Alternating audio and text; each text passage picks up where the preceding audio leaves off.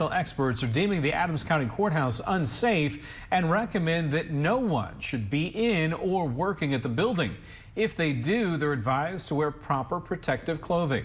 That's the main takeaway of a virtual town hall meeting tonight hosted by a Chicago company that inspected the building. WGEM's Raja Maples has more on those recommendations and what that means for everyone's health and the bottom line. We are not out to get Quincy. We are out to get Quincy's population healthy again. More than 130 people tuned into this virtual town hall meeting Wednesday to learn more about results of recent mold testing at the Adams County Courthouse. Safe Start Environmental founder, lead tester, and meeting host Larry Schwartz began the meeting by explaining the findings along with its health risks.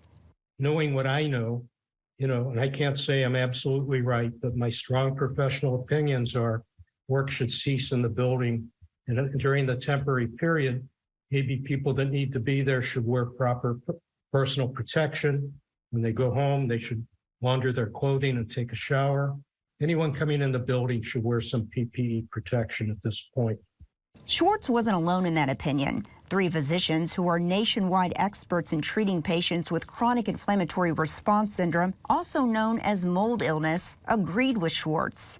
Based on the evaluation of your report, Larry, and based on the understanding that something like 110 employees were surveyed and over 70 of them are having symptoms, I would say that this building is not safe. The experts agreed that the current state of the courthouse has financial effects as well, stating that Adams County could be held liable for employees' symptoms or sicknesses. This is not about blame and shame. This is about getting this building safe so that the people who work there and the people who are in prison or doing a little time can actually have a chance at redemption with a functional brain. In Quincy, Raja Maples, WGEM News.